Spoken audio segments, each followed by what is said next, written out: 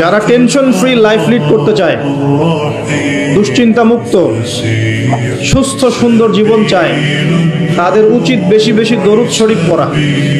কি পড়া? কারণ কি জানেন? কারণ যখন আল্লাহর কোনো বান্দা মুহাম্মদ সাল্লাল্লাহু আলাইহি ওয়াসাল্লামের উম্মত মুসলিম মুমিন ব্যক্তি, সে যখন নবী সাল্লাল্লাহু আলাইহি ওয়াসাল্লামের প্রতি দরুদ এবং সালাম পেশ করে, তখন এই দরুদ এবং সালামগুলো সংগ্রহ করার জন্য আল্লাহ রাব্বুল আলামিনের স্পেশাল কিছু ফেরেশতা আছেন। কি আছেন? ফেরেশতা আছেন।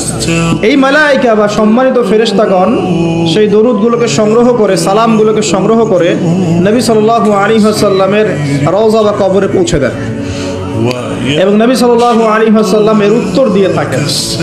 তো সালামের অর্থ কি? আসসালামু আলাইকুম অর্থ কি?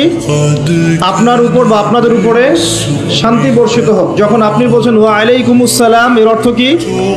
আপনার উপরেও শান্তি বর্ষিত হোক। তো নবী সাল্লাল্লাহু আলাইহি ওয়াসাল্লাম যখন কোনো ব্যক্তির সালামের জবাবে সালামের উত্তর দিবেন, তখন সেই ব্যক্তির জীবনে শান্তি আসবে না? তার দোয়া পাওয়া গেল না?